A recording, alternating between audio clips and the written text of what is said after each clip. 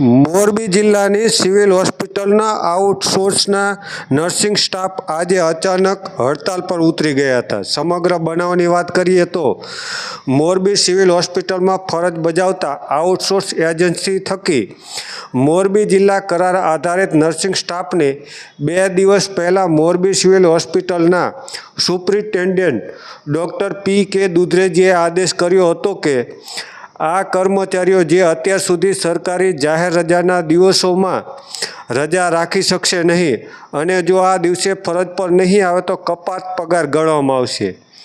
માત્ર આ કર્મીઓને મહિનાની 4 રજા જ મળવાપાત્ર રહેશે. સિવિલ સુપ્રિન્ટેન્ડન્ટના આ તગલગી નિર્ણય સામે નર્સિંગ સ્ટાફમાં આજે રોષ ફાટી નીકળ્યો હતો અને તમામ સ્ટાફ આજે સિવિલ હોસ્પિટલ બહાર સૂત્રોચ્ચાર કરી વિરોધ વ્યક્ત કર્યો હતો.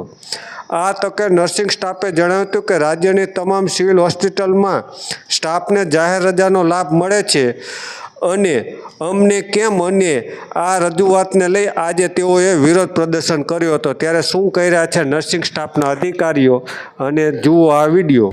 કલ્પેશ બાબુભાઈ ગડેશિયા, હું સ્ટાફ નર્સ તરીકે આઉટસોર્સ નર્સિંગ સ્ટાફ તરીકે અહીંયા ફરજ બજાવું છું મોરબી સિવિલ હોસ્પિટલ ખાતે. કાલે ટૂંકમાં જાહેર રજા હતી. અમારે પરમ દિવસે સુપ્રિન્ટેન્ડન્ટ સાહેબનો એવો મેસેજ આવ્યો અમારા ગ્રુપમાં કે આજ પછી કોઈ પણ જાતની તમને જાહેર રજા છે એ મળવાપાત્ર નથી. વીકલી એક હોપ મળે છે એ મળવાપાત્ર રહેશે. પણ જે બાદની બીજી બધી હોસ્પિટલ જે છે સિવિલ હોસ્પિટલ ત્યાં બધાને જાહેર રજા પણ આઉટસોર્સિંગ નર્સિંગ સ્ટાફને મળવાપાત્ર હોય છે અને ત્યાં બધી જાતની છે ને CL મળતી હોય છે. એટલે ટૂંકમાં HOP સિવાય ટૂંકમાં જે જાહેર રજા સિવાયની પણ મહિને એક રજા આઉટસોર્સ નર્સિંગ સ્ટાફને મળવાપાત્ર હોય છે. પણ અહીંયા ક્યારેય પણ આ CL આપી નથી. પણ જે અમને જે મળતી હતી જાહેર રજા એ પણ આજેથી અમને કાલે એવી જાણ કરવામાં આવી પરમ દિવસે સુપ્રિન્ટેન્ડન્ટ સાહેબ દ્વારા કે એ પણ તમને મળવાપાત્ર નથી. તો અમારી એવી માંગ હતી સાહેબ દ્વારા કે સાહેબ અમારી જે મળવાપાત્ર છે એ તો તમે અમને આપો.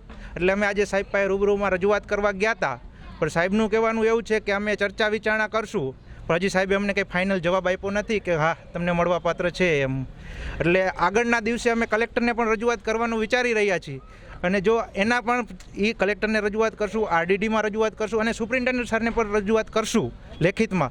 જો એ રજૂઆત કર્યા પછી પણ અમને કાંઈ નિર્ણયનો જવાબ નહીં મળે તો અમે ગાંધી ચિંધ્યા માર્ગે સ્ટ્રાઇક એટલે આંદોલન કરવા પણ તૈયાર છીએ અને કોઈ પણ સ્ટાફને અમે આઉટસોર્સિંગ નર્સિંગ સ્ટાફને ડ્યુટી કરવા પર પણ હાજર નહીં રહેવા દઈએ. બસ આ જ અમારી માંગ છે અને અમારી માંગ સ્વીકારે એવી અમારી અપેક્ષા છે.